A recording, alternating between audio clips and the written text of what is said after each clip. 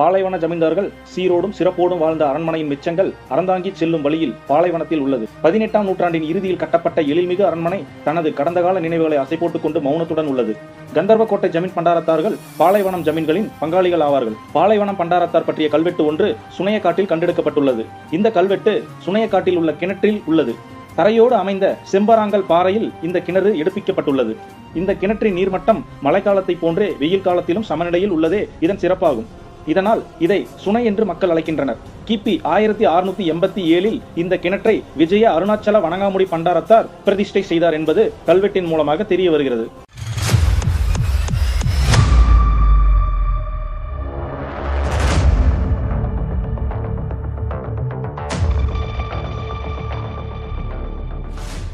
எல்லாரும் எப்படி இருக்கீங்க? இது விசி எக்ஸ்ப்ளோரர், நான் வினோ.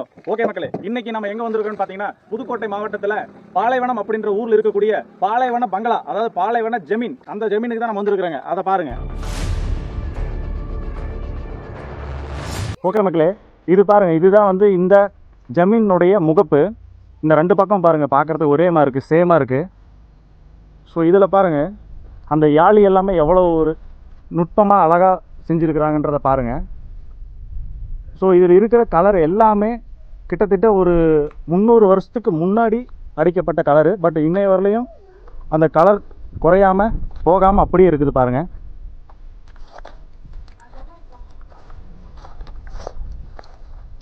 செங்கல் அப்புறம் சுண்ணாம்பு கலவை இதை வச்சு தான் இந்த கட்டடத்தையும் கட்டியிருக்கிறாங்க.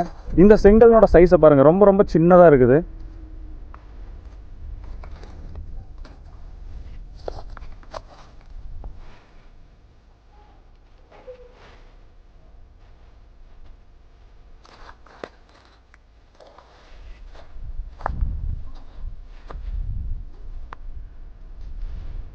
அந்த ஃப்ரண்ட்டில் வந்துட்டு ஒரு ஜன்னல் இருந்திருக்கு, உண்மையாகவே ஒரு ஜன்னல் அங்கே இருந்திருக்கு, மரத்தால் ஆனது. ஆனால் இந்த இடத்துல இருக்கிற ஜன்னல் பாருங்கள், பார்க்குறதுக்கு ஜன்னல் மாதிரியே இருக்குது. ஆனால் வந்துட்டு அது அந்த கட்டடத்திலேயே செய்யப்பட்ட ஒரு அமைப்பாக தான் இருக்குதுங்க. ஆனால் பார்க்குறதுக்கு வந்துட்டு இது ஒரு ஜன்னல் அப்படின்றத தான் தோணும், புதுசாக பார்த்தாங்க அப்படின்னா.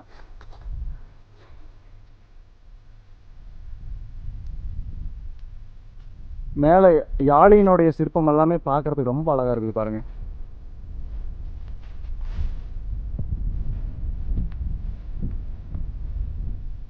ஸோ இது வந்து மெயின் என்ட்ரன்ஸு. நாம் இப்போ இங்கிருந்து உள்ளே போக போகிறோம்.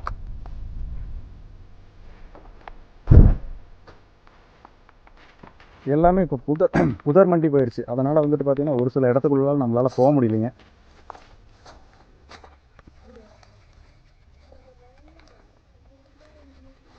இந்த இடத்த பாருங்கள், இந்த இடத்துல வந்து உண்மையாகவே ஒரு கதவு இருந்திருக்குது. ஆனால் இதுவே நீங்கள் இந்த இடத்துல பாருங்கள், இது வந்து இந்த சிமெண்ட் பெயிண்ட் இதை வச்சே வந்து கதவு மாதிரியே செஞ்சுருக்குறாங்க. திடீர்னு ஒருத்தவங்க புதுசாக வந்து பார்த்தாங்க அப்படின்னா இது கதவுன்னு தான் நினைப்பாங்க. ஆனால் இது வந்து உண்மையான கதவு கிடையாதுங்க. இது மேபி எதிரிகள் யாராவது வந்தாங்கன்னா அவங்கள வந்து குழம்பு செய்யறதுக்காக இந்த மாதிரி ஒரு அமைப்பு இருந்திருக்கலாம். இது எல்லாமே பாருங்க, பார்க்கறதுக்கு எவ்வளோ அழகாக டிசைனாக செஞ்சுருக்காங்க. தொட்டு பார்க்கறதுக்கு நல்லா நைஸாக இருக்குதுங்க. கிட்ட கொண்டு தொடுறதுக்கே நல்லா சாஃப்டாக இருக்குது. இன்னுமே அந்த சாஃப்ட் குறையாமல் இருக்குது. அதுதான் அதில் முக்கியமான மேட்டருங்க. ஸோ இதே மாதிரி மேலேயும் ஒரு அமைப்பு இருக்குது. இது ஆக்சுவலாக கிரவுண்ட் ஃப்ளோராக இருக்கலாம். கிரவுண்ட் ஃப்ளோர்லேருந்து அது வந்து ஃபஸ்ட் ஃப்ளோராக இருக்கலாம். அதுக்கு மேலே இன்னொரு ஃப்ளோர் இருந்திருக்கு. மேலே போகிறதுக்கு வழி இருக்குது, வாங்க போய் பார்ப்போம். ஆமாம் ஆமாம் ஆமாம் ஆமாம் ஆமாம் ஆமாம் ஒரு ரெண்டு பக்கமும் வழி இருக்குது. பட் அங்கே வந்துட்டு அடைச்சிட்டாங்க. அதெல்லாமே அந்த டைம்லலாம் பார்த்துருந்தோம்னா ஒரிஜினலாகவே இருந்திருக்கும். பார்க்குறதுக்கு ஒரிஜினல் கதவு மாதிரியே இருந்திருக்கும். ஆனால் 300 வருஷங்கண்ணா, 300 வருஷம் பழமையானது.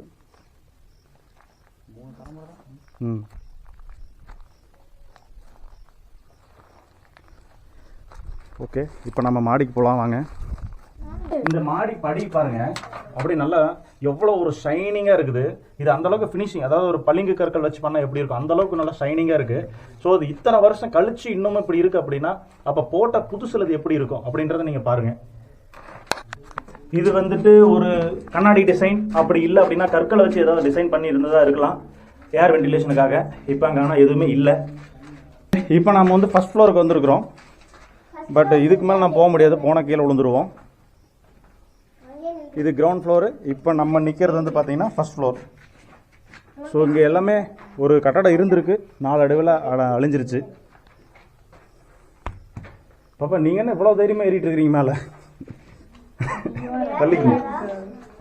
இப்ப இதுக்கும் மேல ஒரு ஃப்ளோர் இருக்கு. இப்ப நம்ம அங்கதான் போயிட்டு இருக்கிறோம். பிரதி கொஞ்சம் வெயிட் பண்ணு. இது பாருங்க ஏர் வென்டிலேஷனுக்காக ஒரு அமைப்பு, ஜன்னல் மாதிரி நல்லா இருக்கு. இங்கிருந்து வெளியே பார்த்துக்கலாம், பட் வெளியில் இருக்கிறவங்க உள்ள பார்க்க முடியாது. ஓகே, இப்போ நம்ம டாப் ஃப்ளோருக்கு வந்துட்டோம். இங்கே மட்டும்தான் நிற்க முடியும், இதுக்கு மேலே எங்கேயுமே போக முடியாது. பாருங்கள், போனோம்னா கீழே விழுந்துருவோம். அதுதான் வந்துட்டு என்ட்ரன்ஸு. ஸோ என்ட்ரன்ஸ்லேருந்து நம்ம இந்த வழியாக தான் உள்ளே வந்தோம். உள்ளே வந்து இது மெயின் ஹால். ஸோ இங்கே இருந்துட்டு நம்ம இது வழியாக படி ஏறி இப்போ செகண்ட் ஃப்ளோரில் இருக்கிறோம். இது கண்காணிப்பு கோபுரம். இதே மாதிரியான ஒரு கோபுரம் அங்கேயும் இருக்குது. ஸோ அங்கே மேலே போகிறதுக்கான வழி இப்போ எதுவுமே இல்லை, எல்லாமே அழிஞ்சிருச்சு. இந்த ஒரு இடத்துக்கு மட்டும்தான் நம்ம வரப்போக இப்போ முடியுதுங்க. ஸோ இங்கிருந்து நம்ம அந்த பக்கமும் போக முடியாது, ஏன்னா இடையில வந்துட்டு செவுரு கிடையாது. பக்கத்துலேயே ஒரு ஊர் இருக்குது.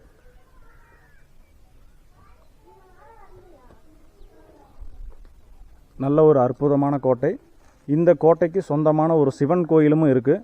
ஸோ அடுத்தது நம்ம அந்த சிவன் கோயிலையும் இப்போ பார்ப்போம். இப்போ நம்ம இந்த கோட்டையினோட உள்புறம் அதுக்கப்புறம் மேற்புறம் இது ரெண்டையும் பார்த்துட்டோம். அடுத்தது வந்து பார்த்திங்கன்னா சைடு வியூ எப்படி இருக்குதுன்னு சொல்லி பார்ப்போம்.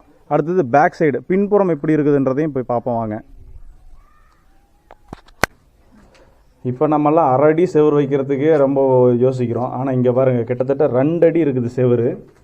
செவுத்துக்கும் இந்த பூசி இருக்கிறாங்க பார்த்தீங்களா, இதனோட திக்னஸ் பாருங்கள், கிட்டத்தட்ட 1/2 இன்ச் இருக்குது. ஸோ அந்தளவுக்கு வச்சு நல்லா ஒரு ஸ்ட்ராங்காக கட்டியிருக்கிறாங்க. இங்கே வந்து கதவு இருந்துருக்குது. ஏன்னா கதவுனோட அந்த கதவு வந்து உள்ளே வச்சு க்ளோஸ் பண்ணுவாங்க இல்லையா, அந்த இடம் இங்கே இருக்குது பாருங்கள். இது ஒரு ஜன்னல் மாதிரியான அமைப்பு. இங்கே பாருங்கள், மர பீஸ் இருக்குது, மரம்.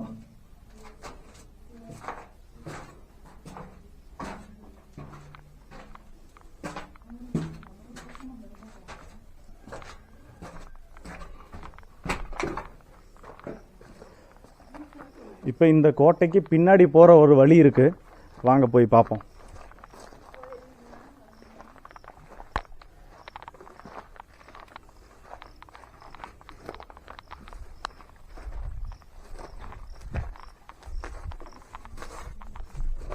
இது வந்து இந்த கோட்டையினுடைய பேக் சைடு போகிறதுக்கு ஒரு டோர் இருக்குது. ஸோ அது வழியாக தான் இப்போ நம்ம போயிட்டுருக்குறோம்.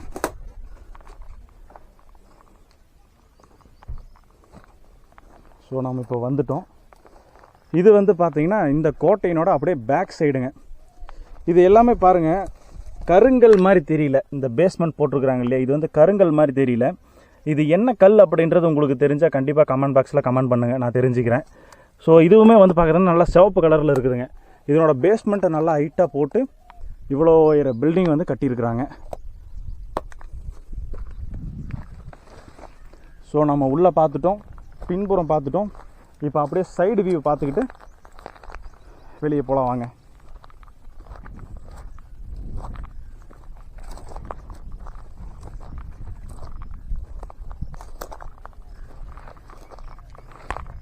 எல்லாம் முள் போதர் மண்டி போய் கிடக்குதுங்க.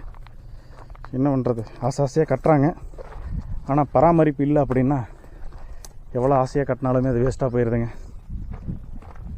இப்போல்லாம் இந்தளவுக்கு ஒரு பெரிய பில்டிங் கட்டினா கிட்டத்தட்ட கோடிக்கணக்கில் தேவைப்படும்.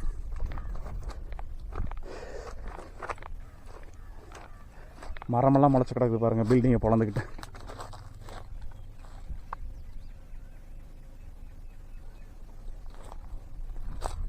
ஓகே, நம்ம இப்போ முன்னாடி முகப்பு சைடுக்கு வந்துட்டோம்.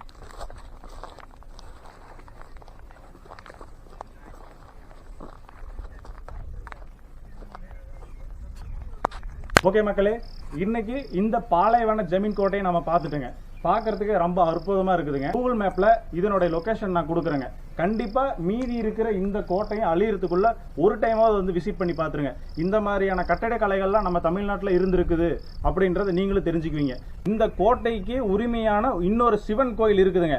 அடுத்தது நம்ம அந்த சிவன் கோயிலையும் போய் பார்ப்போம். இதே ரூட்ல இன்னொரு 1 கிலோமீட்டர் போனோம் அப்படின்னா அந்த கோயில் இருக்குதுங்க. கண்டிப்பா மறக்காம அந்த கோயிலையும் பாருங்க. ஓகே மக்களே, நம்மளோட சேனல்ல போடுற வீடியோக்கள் உங்களுக்கு அடிக்கடி வரணும் அப்படின்னா நம்மளோட சேனலை வந்து சப்ஸ்கிரைப் பண்ணிக்கங்க. மறக்காம பெல் ஐக்கானை கிளிக் பண்ணிக்கங்க. உங்களோட ஃப்ரெண்ட்ஸ் அண்ட் ஃபேமிலிக்கு ஷேர் பண்ணுங்க. தேங்க்யூ. அது மட்டும் இல்லைங்க, இப்போ அடுத்ததா போற அந்த சிவன் கோயிலை கிளீன் பண்ணி சுத்தம் பண்ணணும்னு நினைச்ச யாருமே இப்போ வரல உயிரோட இல்லைங்க. அதனோட முழு கதையும் கண்டிப்பா பாருங்க.